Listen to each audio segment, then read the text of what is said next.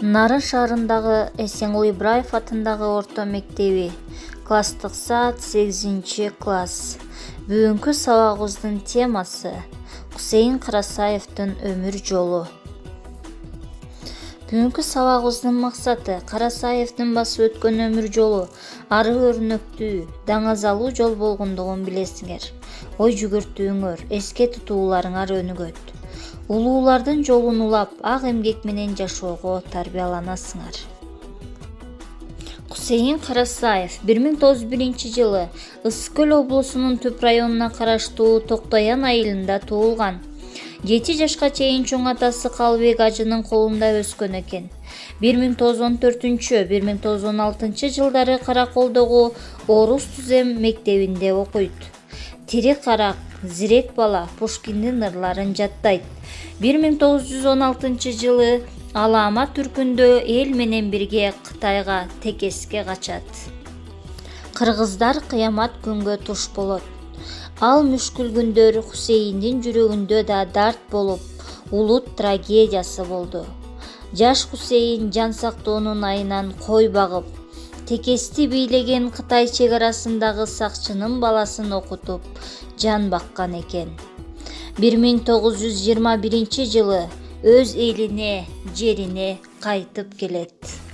Ал эми 1925 жылы Ташкентке барып, Кыргыз-Казак Таалим-тарбия институтуна кирип окуйт. Хусейин Ташкентте иштеген Абдрахманов, Арабаевдер менен өтө жакын ынак болгон эле. Кыргыздын туңгуч гезити Эркин тоону чыгаруулардын тобуна кирген. 1924-1925 жылы Орто Азия мамлекеттик университетинде жумушчулар факультетинде сабак берген. 1926 жылы Шеналы Арабаев экөө жаңылык китебин жазышат.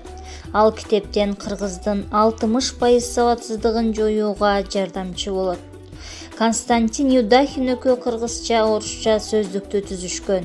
Бул эки окумуштуу кыргыз лексикасынын казанында бирге кайнашкан. 1931 жылы Ленинграддагы Чыгыш институтун ийгиликтүү аяктап, Фрунзеге келип, Адабият институтунда ага кызматкер болуп иштеп калат.